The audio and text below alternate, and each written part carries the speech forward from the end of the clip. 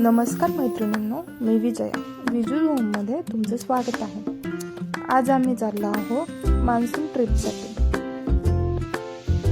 आणि मस्त असं हिरवगार सगळीकडे नेचर होतं आणि खूप सुंदर वाटत होतं डोळ्यांसाठी। सगळ्यात आधी आम्ही पहिले नाश्ता केला।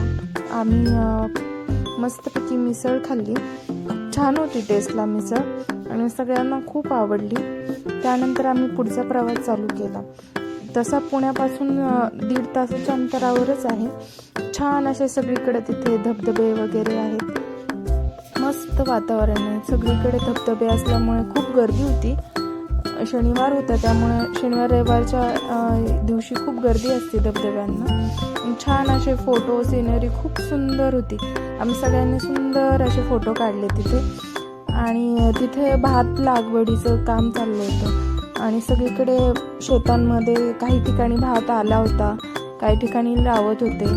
मग असंच आम्ही जाताना भरपूर ठिकाणी बघितलं तसं भात वगैरे लावताना। पोरांना पण खूप दाखवलं, मस्त वाटलं त्यांना की असे आपले तांदूळ वगैरे येतात, असे त्यांचं रोप असतं।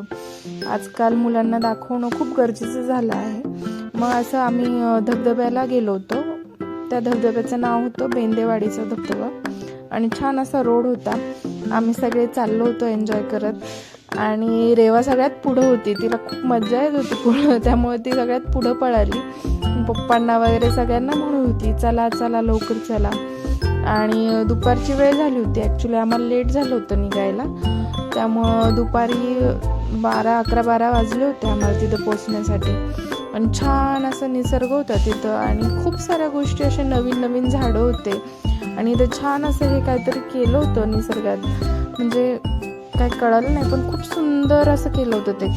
आणि मस्त धबधबा होता तिथं, सगळी गर्दी होती, खूप जण असे फोटोज काढत होते आणि खूप मज्जा आली।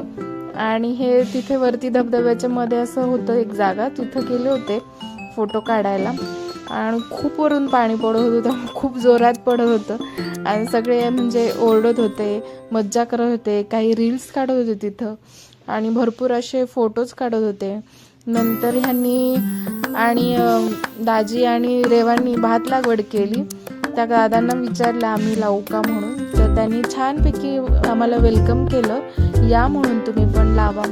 आणि आम्ही खास पोरांसाठी खूप हौस होती रेवाला पण की कसं लावतात, मी पण लावते। मग ती आणि पप्पा गेले होते तिचे आणि खूप मज्जा आली त्यांना तिथं आणि खूप असं चिखल होता तिथं, त्यामुळे छान होतं ते एक्सपिरियन्स, नवीन होतात पोरांसाठी।